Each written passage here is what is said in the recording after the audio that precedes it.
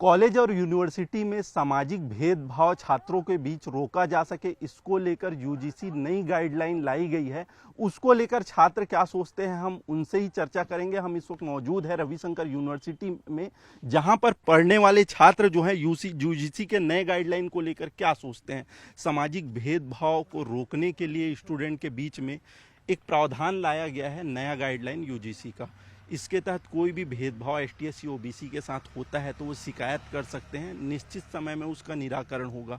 क्या समझते हैं ये गाइडलाइन से क्या सच में न्याय मिलेगा? इस तरीके से स्थितियां छत्तीसगढ़ में हैं।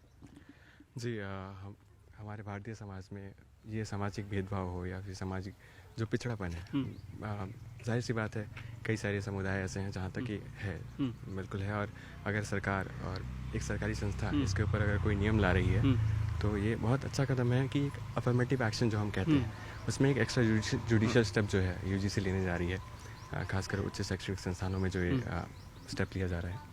बहुत अच्छी बात है क्योंकि हमने जहाँ मैं पंडित रविशंकर विश्वविद्यालय का छात्र हूँ और जिस विभाग से मैं ताल्लुक़ रखता हूँ वहाँ तक तो ये नहीं है, पर मतलब आप जहाँ पे पढ़ते हैं वहाँ इस तरीके से कभी भेदभाव हुआ है?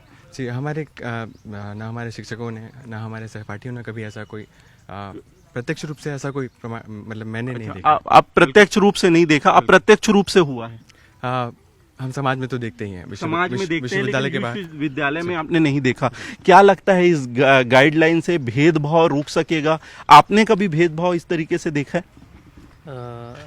मैं पंडित रविशंकर शुक्ल यूनिवर्सिटी में विगत 8 वर्षों से अध्ययनरत हूँ और इस अध्ययन काल में मैंने ऐसा तो कोई अनुभव नहीं किया है, लेकिन यूजीसी जैसी उच्च स्तर की संस्था यदि इस विषय में पहल कर रही है तो निश्चित तौर पर कहीं ना कहीं इस प्रकार की घटनाएं उनके संज्ञान में आई होंगी। और यदि ऐसा होता होगा तो उस लिहाज से ये जो डिसीजन लिया जा रहा है वो कहीं ना कहीं इस प्रकार की घटनाओं को, खास करके उच्च शिक्षण संस्थाओं में इस प्रकार की यदि कोई भेदभाव की परिस्थितियां निर्मित हो रही है उसको रोक कर कहीं ना कहीं समाज में, जिसको हम पिछड़ा वर्ग बोलते हैं, जो रिजर्वेशन क्लास है, उनके बच्चे खासकर जो उच्च शिक्षा के लिए नहीं आ पाते। लेकिन बहुत सारी शिकायतें इस तरीके से भी आती है कि गलत भी हो सकता है। उस कंडीशन में सामने वाले के पास कोई रास्ता नहीं हो सकता, तब क्या करेगा? क्या नियम में थोड़े संशोधन की नियम में संशोधन की पूरी आवश्यकता है।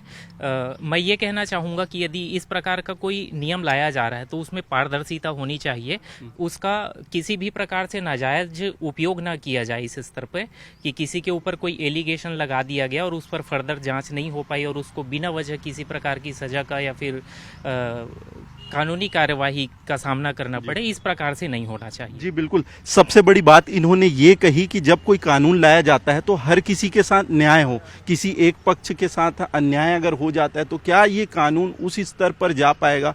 क्या समझती हैं कानून को लेके? क्या संशोधन की जरूरत है इसमें? किस तरीके से लागू होना चाहिए? क्या व्यू है आपका? अगर गवर्नमेंट ने इस स्कीम को लाया है तो कुछ सोच समझ कर ही लाया होगा। स्टडीज़ या जो भी कॉम्पिटिटिव एग्ज़ाम है, इसके बहुत सारे बेनिफिट्स देखने मिलते हैं, जैसे एसटी एससी ओबीसी को बहुत ज़्यादा प्रायोरिटी मिलती है तो, और जनरल को नहीं मिलती है, तो जिसमें बहुत फ़ायदे होंगे स्टूडेंट्स को। अच्छा, बहुत सारे फ़ायदे होंगे। नुकसान भी ऐसा होता है कि एलिगेशन अगर गलत हुआ तो कई स्टूडेंट की जो है वो लाइफ भी खतरे में पड़ सकती है। अगर जैसे ये मतलब नए नियम आए हैं उसके बाद अगर 2-3 साल में ऐसा देख सकते हैं कि वो मतलब लोगों के साथ कितना मतलब बेनिफिट किसको दे रहा है और कितना मतलब कितना नुकसान हो रहा है, तो उसके अकॉर्डिंग वो लोग उसमें रिफॉर्म कर सकते हैं। रिफॉर्म कर सकते हैं तो रिफॉर्म भी होना चाहिए, कहीं ना कहीं नियम पैरेलल होने चाहिए, न्याय संगत होना चाहिए, ये मानते हैं? बिल्कुल बिल्कुल। आपने जैसा कहा कि हो सकता है आरोप गलत लगे, इसके लिए जुडिशियल कोर्ट्स भी हैं। आप कमेटी तक सीमित न रह के उनको भी इन्वॉल्व कर सकते हैं कि अगर मामला संगीन है तो कोर्ट्स इस पर निर्णय लें। और जाहिर सी बात है कोई कमेटी के इस देश में जुडिशियल कोर्ट्स अभी भी हैं और सारे जो जितने भी निर्णय लिए जाते हैं उनके ऊपर कोर्ट्स के डिसीजन को रखा जाता है। एक आरोप ये भी लगता है कि समाज में एक बड़ी खाई इस तरीके से पैदा हो जाती है। आपने अभी कहा कि उस तरीके से भेदभाव हमने नहीं देखा, अब इस तरीके से नियम कहीं ना कहीं सामाजिक रूप से खाई पैदा करने में भी एक चीजें भूमिका निभा सकती है। ये कहा जा सकता है कि इस प्रकार के नियमों को उच्च शिक्षण संस्थानों में बिना प्रॉपर वर्क किए यदि थोपा जा रहा है तो ये गलत है और निश्चित तौर पे ये सामाजिक समरसता को बिगाड़ने वाला हो सकता है। लेकिन मैं ये भी कहना चाहूँगा कि जैसा कि मैंने फर्स्ट लाइन में कहा था, उतने उच्च स्तर की संस्था यदि इस प्रकार का कोई डिसीजन ले रही है तो निश्चित तौर पर उनके संज्ञान में ऐसे मामले आए होंगे जिस पर निश्चित तौर पर कहीं ना कहीं कार्यवाही की आवश्यकता है या फिर उस पर जांच होनी चाहिए। जी बिल्कुल, तमाम ऐसी बातें हैं जो स्टूडेंट ने कही, पक्ष की बात भी रखी, विपक्ष की बात रखी।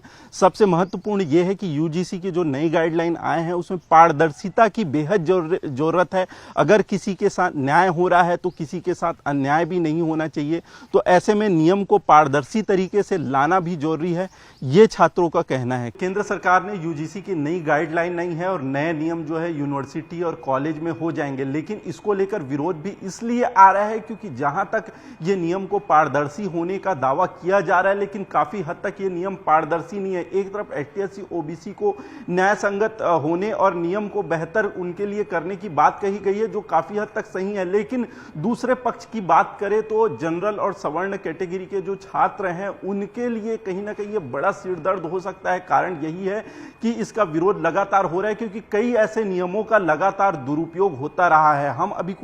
हम बात करते हैं आयुर्वेदिक कॉलेज के associate professor doctor Sanjay Shukla से, जिनसे ही चर्चा करेंगे और इस नियम के बारे में जानेंगे। सर, यूजीसी का नया गाइडलाइन आ रहा है, यूनिवर्सिटी कॉलेज में लागू हो जाएगा, किस तरीके से आप ये नियम को देख रहे हैं सर? देखिए, सबसे पहली बात तो ये है कि जो शिक्षा के मंदिर जो होता है, शिक्षा का जो परिसर होता है, हम यदि पूरे आज हम 21वीं सदी के भारत में हैं, किसी भी प्रकार के किसी भी कॉलेज यूनिवर्सिटीज़ में न कि धर्म के आधार पर भेदभाव है, न जाति के आधार पर भेदभाव है, न लिंग के आधार पर भेदभाव है।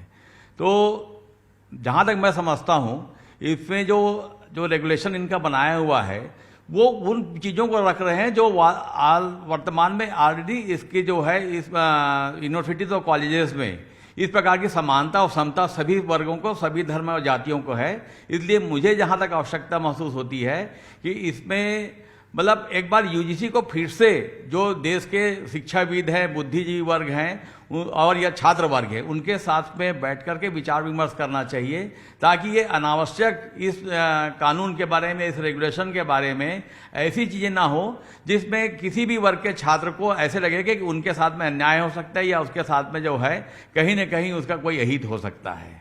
जी बिल्कुल। सर, आपने कहा कि अभी तक के कॉलेज या यूनिवर्सिटी में खासकर छत्तीसगढ़ में इस तरीके से भेदभाव देखने को नहीं मिला है, इस कानून का क्या दुरुपयोग भी हो सकता है? देखिए, जैसे हम पुरानी बातों पे जाएं तो देश में न केवल हायर एजुकेशन से संबंधित है बल्कि जितने भी सामाजिक जो कानून है, चाहे वो दहेज प्रताड़ना के कानून रहे होंगे या दूसरे कानून हैं, कहीं ना कहीं इस प्रकार के कानून का किसी न किसी पे मतलब समाज में हम दुरुपयोग देखते हैं। इसलिए अभी जो आशंका है कि अभी जैसे बहुत बढ़िया समानता है, समरसता है जितने भी हमारे हायर एजुकेशन के जो टीचिंग इंस्टीट्यूट है, ऐसा ना हो जाए कि इस प्रकार के कोई चीज़ों आने से जो एक समरसता है, जो एक समानता है विभिन्न धर्म जातियों के छात्रों के बीच में, ये कहीं ना कहीं इस पर प्रभाव न पड़ जाए। ये एक शिक्षाविदों की एक मान्यता है। इस संबंध में यही हम कह सकते हैं कि यूजीसी को इस पर एक बार पुनर्विचार करना ही चाहिए। जी बिल्कुल। तो ये तमाम बातें जो एक्सपर्ट ने कही, छात्रों ने कही, जिनका साफ कहना है कि पारदर्शी कानून तो ठीक है लेकिन किसी एक पक्ष के साथ न्याय हो तो दूसरे पक्ष के साथ अन्याय ये भी नहीं होना चाहिए। कॉलेज यूनिवर्सिटी में लागू होने वाले यूजीसी के नए गाइडलाइन, नए नियम को लेकर एक तरफ विरोध हो रहा है तो लगातार उसका समर्थन भी देखने को मिल रहा है। इस बीच कुछ छात्र हैं, आरआईटी मैनेजमेंट स्टूडेंट हैं, उनसे ही चर्चा करेंगे कि उनकी सोच क्या है। जिस तरीके से यूजीसी का नया नियम सामने लाया जा रहा है, कहा जा रहा है कि छात्रों के बीच जो भेदभाव हो रहा है उसको मिटाया जा सकेगा, कितने आप इससे सहमत हैं? क्या एक पक्ष के साथ न्याय होगा, दूसरे पक्ष के साथ अन्याय होगा, तो किस तरीके से पारदर्शिता आ सकती है इसमें?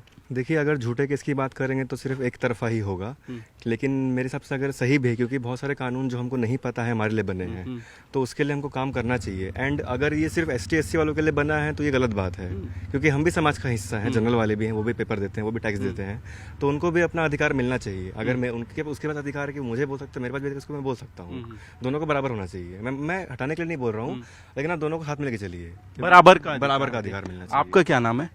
अनीश चंद्राकर। अनीश चंद्राकर ओबीसी से हैं, भेदभाव आपने देखा है इस तरीके यस सर, देखे ना सर। हाँ। सर जरूरी नहीं है कि ऐसे नॉर्मल में भी, अब देखो, अब जैसे आप जाओगे गवर्नमेंट एग्जाम देने जाओगे तो वहाँ भी ऐसा नियम है कि यार ST SC वालों को अगर कम भी आ रहा है उन लोग का मार्क्स, उन लोगों को ज़्यादा है ना मिल जाता है। लेकिन OBC जनरल वालों को तो कहीं का नहीं है, OBC कहीं का नहीं है। तो रूल में पारदर्शिता करने की जरूरत है, क्या सोचते हैं रूल को लेकर, ये लाना चाहिए? हमारा ये है कि यार सबको इक्वली वो देना चाहिए, सबके साथ मान्यता। बराबर हो, सबके साथ बराबर हो। है ना। ये आप भी सामने आ जाइए, क्या सोचते हैं गाइडलाइन को लेकर, क्या कॉलेज में या यूनिवर्सिटी में भेदभाव होता है? मैं यही सोच रही थी कि जनरल वाले लोग के साथ जो हो रहा है तो वो थोड़ा ठीक नहीं है, कि उनको अगर उनके ऊपर अगर कोई गलत केस करता है तो उन पे भी रहना चाहिए ना कि कुछ उनको मिले, और जनरल वाले लोग को भी थोड़ा ऑथोरिटी मिलना चाहिए ये सब चीज़ के। बस तो इसमें सरकार को सोचने की जरूरत है, थोड़ा सा पारदर्शिता लाने की जरूरत है, नियम बदलने की जरूरत ज़रूरत है, क्योंकि सरकार का ये मानना है कि उनको ज़्यादातर वोट्स जो है दलित से मिलता है, ठीक है, जनरल वालों से उतना उनको नहीं वो मिलता है। और एक तरह से बात सही भी है, जो छोटी जाति वालों को सपोर्ट चाहिए सरकार का, लेकिन इसका मतलब ये नहीं कि आप एक तरफा ही सबकी बात सुनेंगे, ठीक है, क्योंकि जिस तरह कोर्ट में क्या होता है ना कि दो तरफ बात सुन के ही जज फैसला सुनाता है, ठीक है। इसीलिए मुझे एटलीस्ट अपनी बात रखने का मौका मिलना चाहिए। और नियम अच्छी बात है, लेकिन उसमें एक बदलाव चाहिए कि ना, अगर आप केस अगर हो रहा है, ठीक है, तो आप दोनों पक्षों की बातें सुने, तभी आप जाके निर्णय लें। तो ये थे छात्र जिनका कहना है कि कोई भी गाइडलाइन सही हो सकता है, लेकिन उसमें पारदर्शिता की जरूरत है। एक पक्ष के साथ न्याय और दूसरे पक्ष के साथ अन्याय हो तो ये भी सही नहीं है। तो ऐसे में पारदर्शी कानून पर विचार करना चाहिए, ना कि एक तरफा कानून को लेकर। कैमरामैन राजेंद्र के साथ आकाश शुक्ला, न्यूज़ 18 रायपुर, छत्तीसगढ़।